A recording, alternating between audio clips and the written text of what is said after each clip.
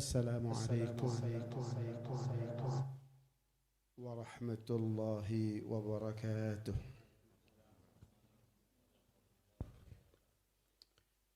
بسم الله ما شاء الله لا يسوق الخير إلا الله.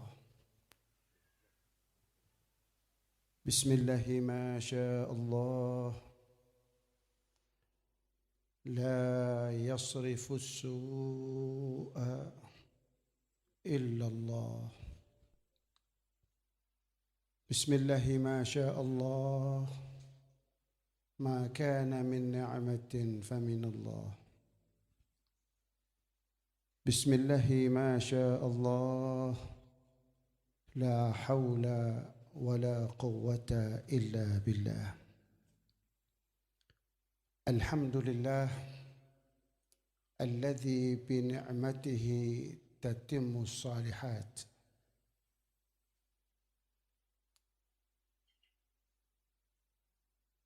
وبالذكر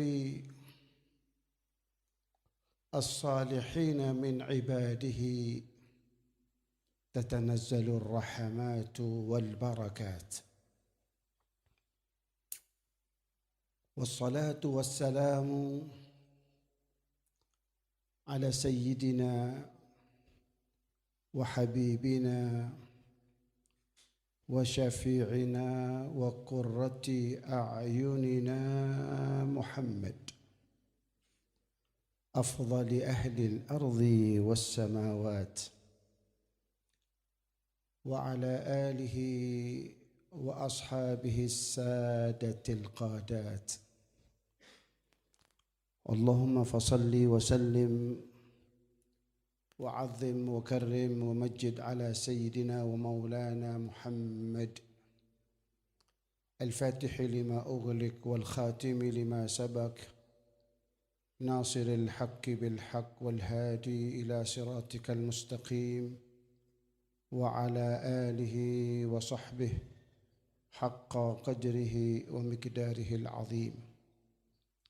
سبحانك لا علم لنا إلا ما علمتنا إنك أنت العليم الحكيم.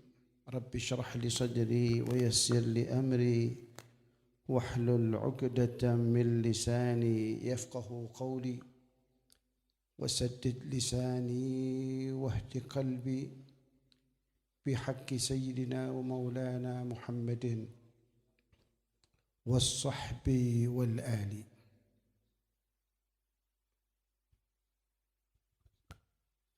Yang saya muliakan para habaib, para masyayikh, yang saya hormati keluarga besar almarhum wal maghfurlah Ki Haji Masduki Mahfud, yang terhormat para undangan sekalian, hadirin hadirat yang kesemuanya insyaallah dimuliakan oleh Allah Subhanahu wa taala. Marilah pada kesempatan yang baik ini, di pertemuan kita yang semoga diridhai dan diberkahi oleh Allah ini, kita bersama-sama memanjatkan puja dan puji syukur kita ke hadirat Allah Subhanahu wa taala, di mana semata berkat limpahan rahmat, taufik, hidayah dan inayahnya, maka di pagi hari ini Allah gerakkan hati kita, Allah ayunkan langkah kita, Allah hadirkan kita di tempat ini guna bersama-sama memenuhi undangan daripada sahibul hajah dalam rangka memperingati haul dari al-maghfurlah Kiai Masduki Mahfud. Salawat serta salam adalah senantiasa kita senandungkan, kita baca untuk kita haturkan keharibaan baginda Rasul Muhammad sallallahu alaihi wasallam. Seraya kita berharap semoga dengan senandung salawat yang kita baca dan kita haturkan keharibaan beliau,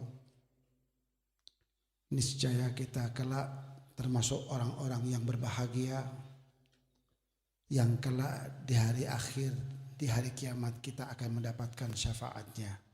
Amin. Amin ya rabbal alamin. Ma'asyiral hadirin hadirat sekalian yang dirahmati oleh Allah Subhanahu wa taala. Kita bertemu kembali dalam acara yang sama tahunan, yaitu dalam rangka memperingati hari kewafatan daripada muassis pendiri Pondok Pesantren Nurul Huda, yaitu Bapak Kiai Haji Masduki Mahfud, sekaligus haul untuk pendamping setia beliau Ibu Hasinah. Tujuannya tiada lain adalah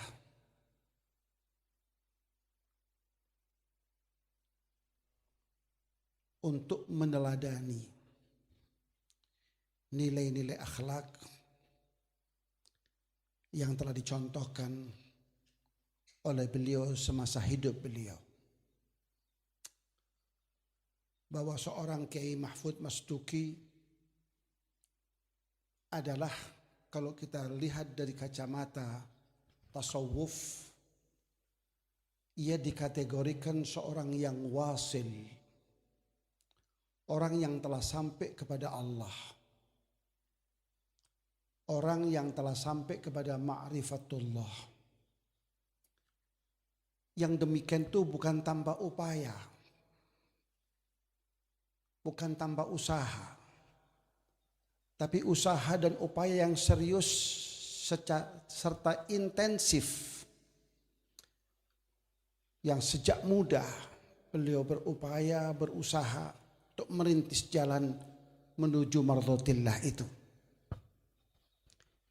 Hal yang demikian ini sebagaimana yang difirmankan oleh Allah Subhanahu wa taala, "Wa la in jahadu fina lanahdiyannahum subulana wa innallaha lama'al muhsinin."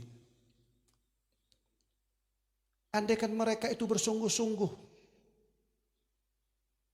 berjihad, berijtihad, bersungguh-sungguh mencari jalan keridhaanku, maka pasti akan aku tunjukkan jalan untuk menuju keridhaanku itu. Jadi seorang yang berupaya, berusaha untuk mendapatkan jalan menuju Allah, itu niscaya dia tidak akan pernah bertepuk sebelah tangan. Karena jawabannya adalah lanahdiyannahum subulana. Kami pasti akan tunjukkan jalan untuk menuju keridhaanku itu. Wa innallaha lama'al muhsinin. Dan ketahuilah sesungguhnya Allah senantiasa bersama orang-orang yang berbuat kebajikan. Maka dalam upaya Syekh Masduki Mahfud mencari jalan menuju Allah itu, akhirnya beliau temukan jalan menuju Allah itu, cara untuk menuju Allah itu. Apa itu? Tiada lain adalah salawat dan salam kepada junjungan kita Nabi besar Muhammad sallallahu alaihi wasallam. Dan itu yang beliau kemudian sering fatwakan dan tularkan. Seakan-akan beliau ingin berbagi dengan kita akan pengalaman beliau di dalam mencari jalan Tuhan tersebut. Karena beliau memahami dan sangat faham makna yang terkandung, akan sir-sir yang terkandung, akan percikan-percikan cahaya yang terkandung di balik firman Allah. Innallaha wa malaikatahu yusalluna 'alan nabi ya ayyuhalladzina amanu sallu 'alaihi wa sallimu taslima.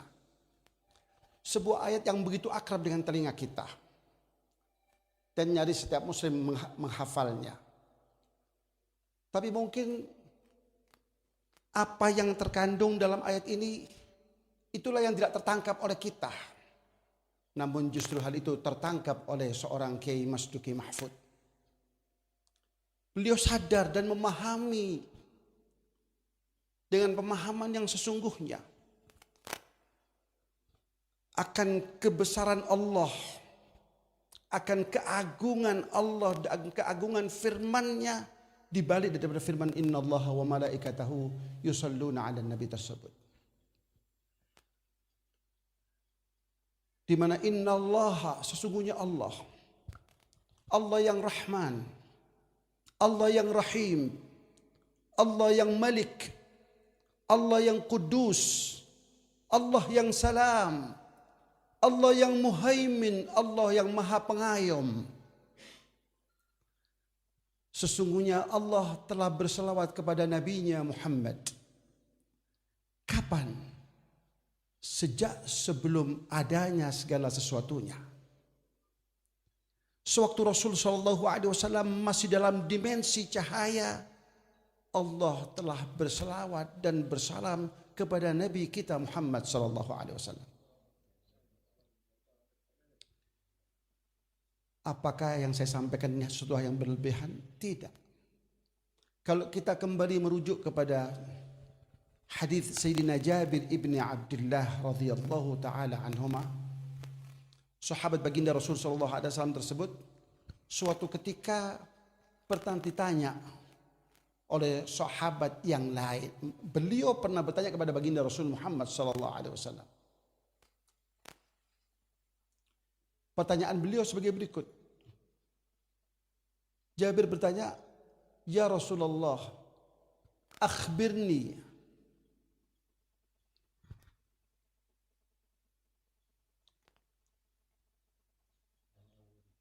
an awwal syai'in khalaqahu Allah qabla al-asya." Jazakumullah khair. Jabir bin Abdullah bertanya kepada baginda Rasul Muhammad sallallahu alaihi wasallam, "An awwali syai'in khalaqahu Allah qabla al-asya." Apa yang pertama kali Allah ciptakan sebelum Allah menciptakan segala sesuatunya? Ditanya seperti itu, baginda Rasul Muhammad sallallahu alaihi wasallam menjawab, "Qala ya Jabir, innallaha khalaqa qabla al-asya'i nur nabiyika Muhammadin sallallahu alaihi wasallam." Sesungguhnya yang Allah ciptakan untuk pertama kalinya sebelum Allah menciptakan segala sesuatunya, sebelum Allah menciptakan ufuk barat dan timur, sebelum Allah menciptakan tata surya, sebelum Allah menciptakan alam semesta ini beserta seluruh isinya, bahkan sebelum Allah menciptakan arsy-Nya, Allah telah ciptakan nur Nabi kita Muhammad sallallahu alaihi wasallam. Maka sejak saat itu salawat dan salam telah terlimpahkan untuk Rasul kita Muhammad. Dan salawat terus berlangsung dan berlangsung dan berlangsung, dan entah telah berapa juta tahun salawat itu berlangsung dan tercurahkan kepada Rasul kita Muhammad. Sampai akhirnya Allah ciptakan para malaikat-malaikatnya. Yang Allah ciptakan mereka itu dari cahaya. Lalu sejak saat itu Allah perintahkan kepada para malaikat-malaikat itu untuk berselawat dan bersalam kepada Nabi kita Muhammad. Maka para malaikat itu pun berselawat. Allah dan para malaikatnya berselawat dan bersalam kepada Nabi kita Muhammad. Dan selawat itu terus berlangsung dan berlangsung dan berlangsung. Dan entah telah berapa ratus juta tahun selawat itu tercurahkan kepada Nabi kita Muhammad. Sampai akhirnya Rasul kita Muhammad dipindahkan oleh Allah atas kehendak Allah dan atas kuasa Allah dari dimensi cahaya ke dimensi manusia. Tepatnya ke dalam sulub Adam alaihissalam. Salawat terus berlangsung dan kita pun kemudian mengetahui tentang cerita Nabi Allah Adam alaihissalam. Sesaat setelah Allah ciptakan beliau, Lalu tampak dari diri Nabi Adam kesunyian karena hidup sebatang kara. Maka Allah ciptakan kemudian sang pendamping beliau, Sayyidatina Hawa. Maka setelah keduanya tercipta, Allah pun berfirman, uskun anta wa zawjukal jannah. Wahai Adam, tinggallah engkau bersama pasanganmu di dalam surgaku ini. Nikmati seluruh fasilitas yang ada di dalam surga ini tanpa terkecuali. Yang kupinta hanya satu, jangan pernah engkau dekati pohon itu. Tapi kemudian ceritanya sebagaimana yang kita ketahui. Karena memang sejak awal Allah telah targetkan penciptaan Nabi Adam itu bukan untuk menghuni surga. Tapi sebelumnya adalah untuk menjadi khalifah di permukaan bumi ini. Maka terjadilah apa yang telah terjadi. Nabi Adam alaihissalam turun ke dunia ini untuk memfungsikan dirinya sebagai khalifah. Tapi sebagai seorang yang tinggi pangkat dan derajat beliau menyesali akan kekhilafan yang telah beliau lakukan. Yang sebenarnya itu skenario Allah Subhanahu wa taala. Menangis, menyesal dan memohon ampun kepada Allah. Tapi rupanya ampunan Allah tidak sesederhana dan semurah yang kita bayangkan. Menurut uraian para mufassirin di dalam tafsir-tafsir mereka, perlu waktu 300 tahun lamanya. Nabi Allah Adam alaihissalam itu memohon ampunan dari Allah. Sampai akhirnya suatu ketika Allah wahyukan, Allah ilhamkan kepada Nabi Adam sebuah rangkaian kalimat doa. Dan tatkala rangkaian kalimat doa itu dibaca, Allah pun kemudian berkenan untuk mengampuni Nabi Adam alaihissalam. Apa bunyi rangkaian kalimat doa itu? Tiada lain adalah Rabbana zalamna anfusana wa illam taghfir lana wa tarhamna lanakunanna minal khasirin. Tatkala doa itu dibaca, kalimat itu dibaca, akhirnya Allah berkenan menerima ampunan Nabi Allah Adam alaihissalam dan Allah memaafkan Nabi Allah Adam alaihissalam. Pertanyaannya, dari mana kesuksesan pertaubatan Adam itu? Kalau itu pertanyaannya, maka jawabannya adalah suksesnya pertaubatan Nabi Adam alaihissalam itu tersebab karena saat itu bersemayam dalam diri Nabi Adam nur Nabi kita Muhammad sallallahu alaihi wasallam. Sementara Allah berikut para malaikatnya berselawat dan bersalam kepada Nabi kita Muhammad sallallahu alaihi wasallam. Maka berkat salawat itulah akhirnya Allah terima taubatnya Nabi Adam alaihissalam. Jadi intinya berkat salawat kepada Nabi kita Muhammad sallallahu alaihi wasallam, kesuksesan yang dicapai oleh Nabi kita Adam alaihissalam. Kemudian salawat terus berlangsung dan berlangsung dan berlangsung dan berlangsung, dan kemudian atas kehendak Allah nur Nabi kita Muhammad ini pun berpindah-pindah dari satu sulub Nabi ke Nabi yang lain. Hal itu sebagaimana yang difirmankan oleh Allah, wa taqallubaka fis sajidin, dan perpindahanmu wahai Rasulku Muhammad dari tulang sulub seorang Nabi ke Nabi yang lain. Nah, sampai akhirnya cahaya itu berpindah kepada Nabi Allah Nuh alaihi salam sebagai Rasul Allah yang pertama. Kita pun tahu cerita tentang Nabi Allah Nuh alaihi salam. Dan singkat cerita, tatkala Nabi Allah Nuh alaihi salam yang diberikan kesempatan oleh Allah untuk hidup di dunia ini selama kurun waktu 950 tahun.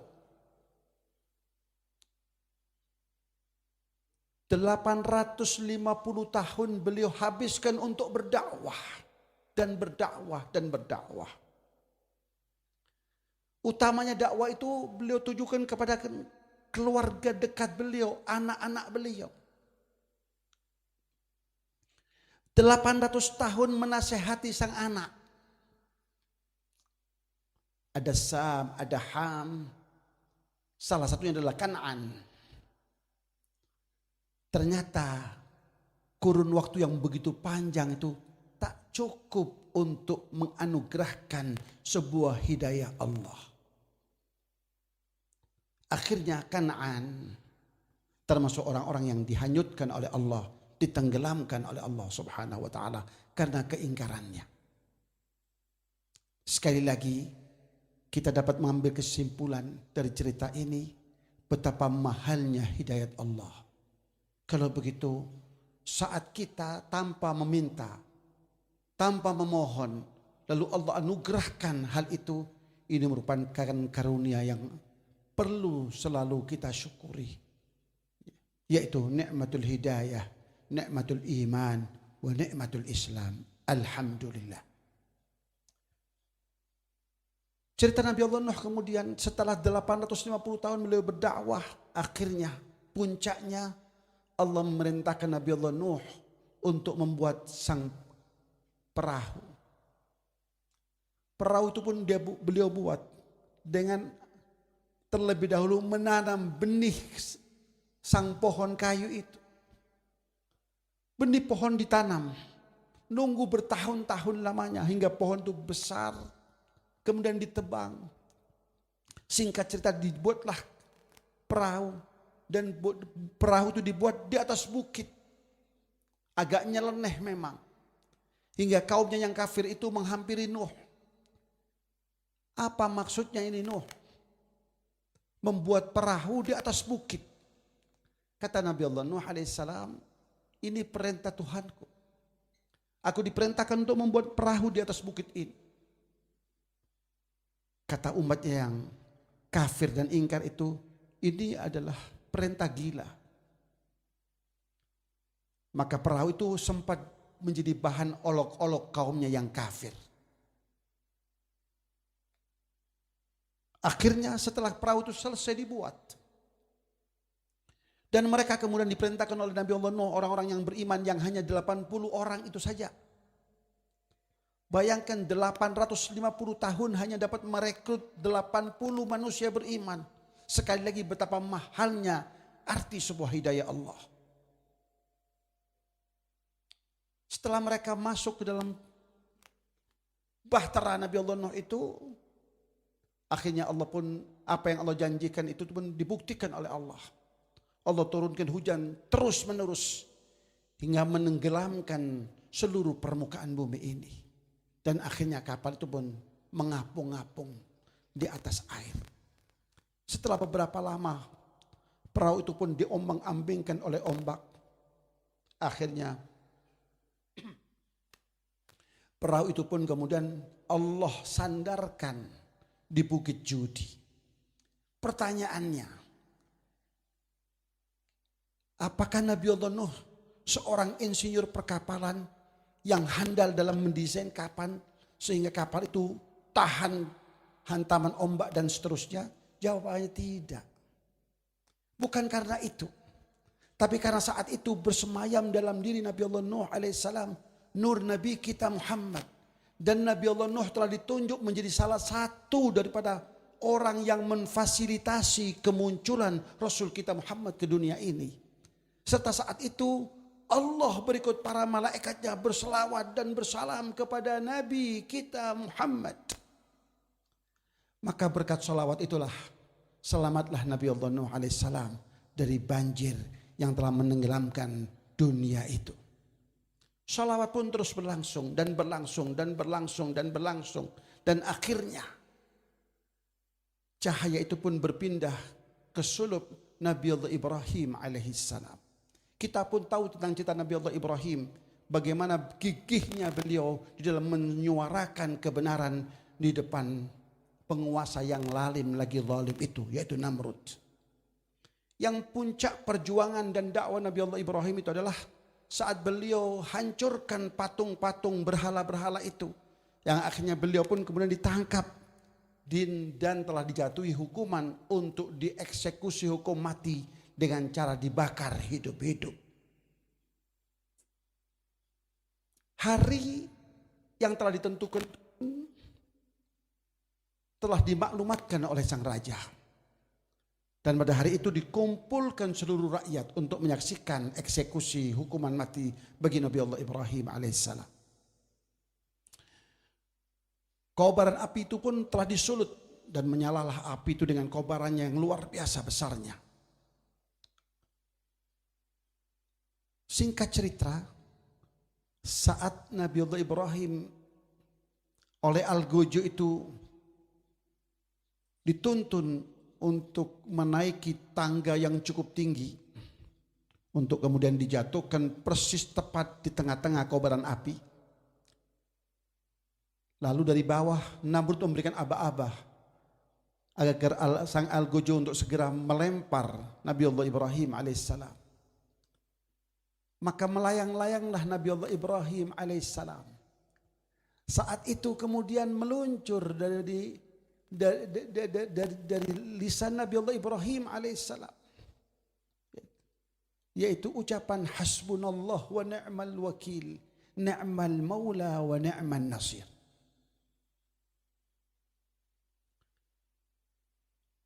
Jatuh tepat di kobaran api. Tetapi 3 hari 3 malam api itu tidak padam. Bahkan ibu Nabi Allah Ibrahim menangis meraung-raung, ingin melihat mayat anaknya. Kata sang ayah, anakmu sudah tidak lagi berbentuk, apa yang hendak kau lihat? Tapi setelah 3 hari kemudian Nabi Allah Ibrahim alaihissalam keluar dari kobaran api itu dalam keadaan selamat dan tiada kurang suatu apapun jua. Yang demikian itu karena Allah saat Nabi Allah Ibrahim melayang-layang di udara dan Nabi Allah Ibrahim melafadzkan kalimat hasbunallah wa ni'mal wakil, saat itu Allah berfirman kepada sang api, ya naru kuni bardan wa salaman ala Ibrahim. Pertanyaannya sekali lagi, apa kunci keselamatan Nabi Allah Ibrahim? Kenapa Nabi Allah Ibrahim masih begitu sempat saat beliau jatuh melayang-layang di udara mengucapkan hasbunallah wa ni'mal wakil? Dan kemudian kenapa Allah Subhanahu wa taala menitah dan memerintahkan sang api untuk bersifat dingin dan menjadi penyelamat bagi Nabi Allah Ibrahim alaihissalam? Jawabannya tiada lain adalah karena saat itu di dalam tubuh Nabi Allah Ibrahim alaihissalam bersemayam nur Nabi kita Muhammad sallallahu alaihi wasallam. Sementara Nabi Allah Ibrahim telah ditunjuk oleh Allah sebagai salah satu orang yang akan memfasilitasi kemunculan Rasul kita Muhammad. Maka berkat salawat dan salam itulah Nabi Allah Ibrahim selamat dari kobaran api itu. Begitu yang terjadi dengan Nabi Allah Ismail, begitu juga yang terjadi dengan Sayyidina Abdullah ibni Abdul Muttalib dan seterusnya. Itu semua terjadi karena berkat nur Nabi kita Muhammad, sementara Allah dan para malaikatnya berselawat dan bersalam kepada Nabi kita Muhammad. Makna inilah yang dapat ditangkap oleh almarhum al-maghfur lah Kiai Masduki Mahfud. Maka sholawat dan salam kepada junjungan Nabi kita Muhammad SAW menjadi andalan hidupnya. Apapun yang beliau hadapi dari problematika kehidupan ini, bagaimanapun peliknya problema itu, Sebesar apa skala problema itu, beliau yakin dengan sholawat akan dapat mengatasinya. Maka makna besar tadi itulah yang telah beliau tangkap. Dan menjadi Allah beliau jadikan sarana untuk sampainya beliau kepada Rasul kita Muhammad sallallahu alaihi wa ala alihi wa sahbihi wasallam. Jadi kalau hikmah daripada haul ini, satu saja dapat kita tangkap daripada sahibul haul adalah sesuatu yang luar biasa. Yaitu amaliyah beliau berupa salawat dan salam kepada junjungan kita Nabi besar Muhammad sallallahu alaihi wasallam. Dan itu merupakan amalan yang paling strategis dan paling cocok untuk manusia di akhir zaman ini. Zamanul fitnah. Sebagaimana yang tadi sudah disampaikan oleh Kiai Mustafa Bisri. Zaman fitnah. Iya, ikhtalatul habl bin nabil. Kita nggak tahu yang mana yang benar, yang mana yang salah. Maka sholawat bisa kita jadikan pegangan. Kenapa? Karena sholawat bisa berfungsi syekhun liman la syekhalah. Bisa menjadi guru penuntun bagi mereka yang tidak punya guru mursyid yang menuntunnya. Untuk menapaki kehidupan ini. Sosok manusia al-wasil yang telah sampai kepada Allah. Ini yang perlu kita teladani. Kalau kita baru pertengahan jalan, baru paruh jalan, bahkan baru menapak, baru memulai, tapi beliau telah sampai kepada Allah Subhanahu wa taala, telah sampai kepada keridhaan Allah Subhanahu wa taala, telah sampai kepada ma'rifatullah Subhanahu wa taala, dan itu terjabar jelas dalam bentuk akhlak keseharian beliau, bagaimana waraknya beliau, bagaimana ketawakalan beliau di dalam menghadapi kehidupan ini. Tertarik dengan apa yang disampaikan oleh Kiai Mustafa Bisri untuk meneladani baginda Rasul Muhammad sallallahu alaihi wasallam. Maka sebagai oleh-oleh dari majelis ini adalah apa yang telah disampaikan oleh Rasul Muhammad sallallahu alaihi wasallam. Di dalam sabdanya beliau menyampaikan, dan sabda beliau ini hadis sahih rawahu Muslim, adalah Rasulullah sallallahu alaihi wasallam bersabda, siapapun orangnya yang saat keluar dari rumah, kharaja min baitihi, keluar dari rumahnya, lalu dia mengucap, membaca bismillah tawakkaltu ala Allah la haula wa la quwwata illa billah. 3 kalimat saja. Bismillah tawakkaltu ala Allah la haula wa la quwwata illa billah. 3 kalimat sederhana, mudah untuk diingat, mudah untuk diamalkan. Apa yang terjadi? Manfaat apa yang akan kita peroleh manakala hal ini kita amalkan? Kata baginda Rasul sallallahu alaihi wasallam, saat kita ucapkan hal itu, Allah mengirim seorang malaikat untuk mengawal kita. Dan malaikat itu pun berseru. Apa seruan malaikat itu? Seruan malaikat itu berupa doa. Katanya, qad hudiya wa wuqiya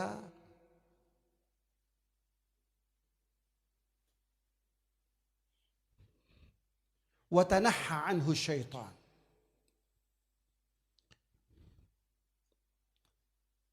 Kata Rasul sallallahu alaihi wasallam, jika amalan itu kita amalkan, maka kita yang pertama akan memperoleh kebaikan hudiyah. Pertama kufiyah, akan dicukupi. Apa yang menjadi kebutuhan kita akan dicukupi oleh Allah. Umumnya kita saat keluar rumah akan mencari rezeki Allah sebagai kepala keluarga yang bertanggung jawab untuk menghidupi istri dan anak-anak kita, mencari rezeki Allah dengan cara yang halal. Nah, jaminan Allah kufiyah, engkau akan dicukupi. Apa yang menjadi keinginanmu akan dicukupi. Apa yang menjadi kebutuhanmu akan dicukupi. Apa yang menjadi kebutuhan keluargamu akan dicukupi. Apa yang menjadi kebutuhan anak-anakmu akan dicukupi. Alhasil apa yang menjadi kebutuhan hidupmu akan dicukupi oleh Allah. Terjamin. Sandang pangan papan kita. Ini yang pertama. Yang kedua, wa wuqiyah. Dan engkau akan terlindungi. Hari ini ya, kita hidup di penghujung zaman. Sekali lagi, zamanul fitnah. Fitnah begitu banyak berseliweran. Sehingga amat sulit untuk membedakan, memilah dan memilih mana yang batil. Nah, tapi seorang yang dari rumahnya keluar dan membaca kalimat itu akan dituntun oleh Allah. Akalnya akan dituntun oleh Allah. Hatinya akan dituntun oleh Allah. Langkahnya akan dituntun oleh Allah. Sehingga ia menjadi orang yang tertuntun. Orang yang terbimbing.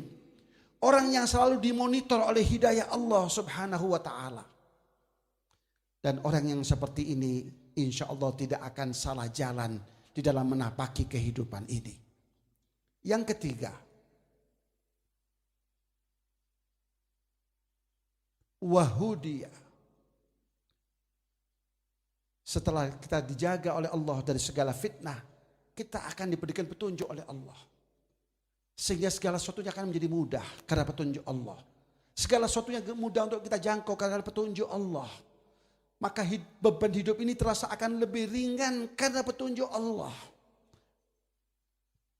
Dan kemudian yang keempat, watanaha anhu syaitan. Syaitan akan menjauh dari diri kita.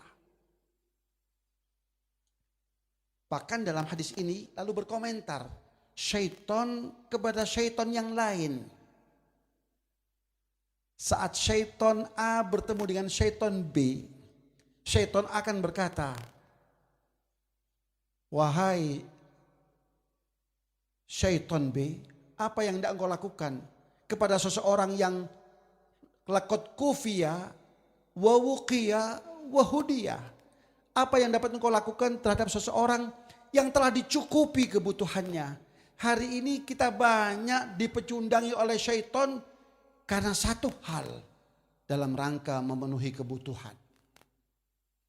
Banyak orang karena untuk memenuhi kebutuhan lalu gelap mata dan mengambil jalan pintas. Akhirnya berujung dan berakhir di penjara. Yang kedua, wawukiyah. Orang yang telah dijaga oleh Allah, dilindungi oleh Allah. Maka mana mungkin kau akan mempengaruhinya. Dan yang ketiga, wahudiyah.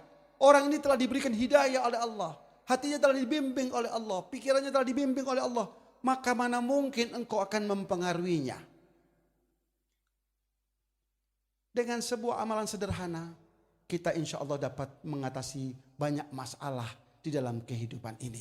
Itulah salah satu daripada petunjuk baginda Rasul Muhammad SAW yang dapat kita jadikan oleh-oleh dari kehadiran kita di tempat ini.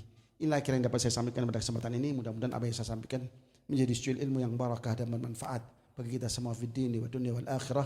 Wa sallallahu ala sayyidina Muhammadin nabiyil ummi wa ala alihi wa sahbihi wasallam. Walhamdulillahi rabbil alamin wal afu minkum. Wassalamualaikum warahmatullahi wabarakatuh.